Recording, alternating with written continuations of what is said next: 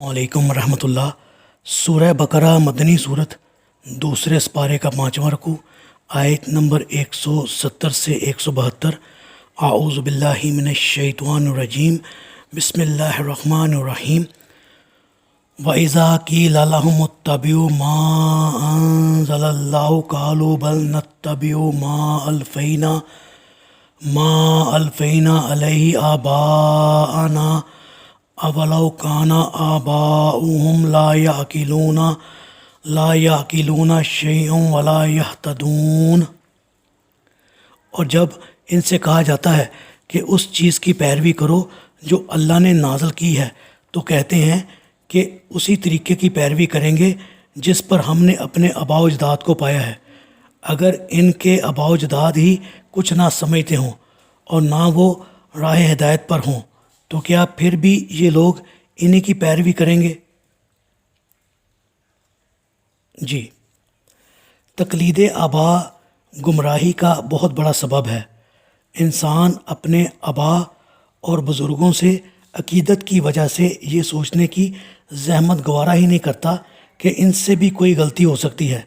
इसीलिए अल्लाह ताला ने कुरान करीम में बेशुमार मकामात पर तकलीद आबा की मज़म्मत फरमाई है और इसे शिर्क करार दिया है, क्योंकि आबा का अमल कोई शरई दलील नहीं होता, बल्कि हर काम के मुतल्लक ये तहकीक ज़रूरी होती है कि आया वो शरन जायज़ है या नहीं, ख्वाह इसकी ज़िद अपने आप पर या अपने आबा पर ही क्यों ना पड़ती हो।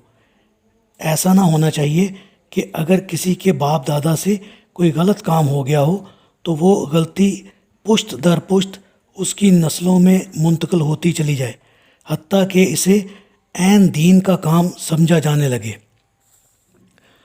व मसलुल्लज़ीना कफ़रू कमसलिल्लज़ी यनइकु बिमा ला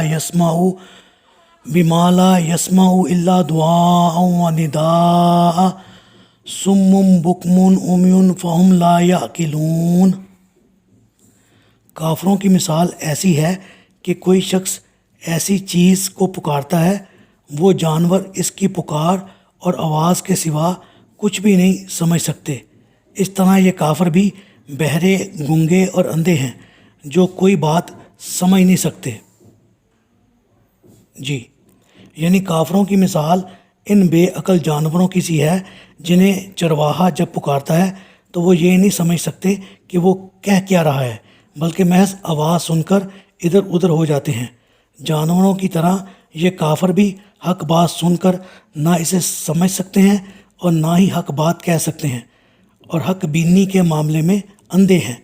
फिर इन्हें हिदायत नसीब हो तो कैसे हो, जबकि हिदायत पाने के सारे रास्ते इन्होंने खुद ही अपने आप पर बंद कर रखे हैं। या अय्युहल्लज़ीना आमनू कुलू मिन तय्यिबाति मा रज़क़नाकुम वश्कुरू लिल्लाहि इन कुंतुम इय्याहु ताबुदून। ए ईमान वालो, अगर तुम अल्लाह ही की इबादत करने वाले हो तो जो पकीज़ा चीज़ें हमने तुम्हें खाने को अता की हैं वही खाओ और अल्लाह का शुक्र अदा करो। जी, आयत नंबर 169 में ख़िताब अवामुन नास से था। इस आयत में मोमिनों से है, इसीलिए इन्हें ताकीद की जा रही है कि खाने के बाद अल्लाह का शुक्र भी अदा किया करो। अल्लाह ताला से दुआ है अल्लाह ताला हमें पाकीज़ा रिज़्क़ खाने की तौफ़ीक़ अता फ़रमाए और अल्लाह का शुक्र अदा करने की तौफ़ीक़ अता फ़रमाए।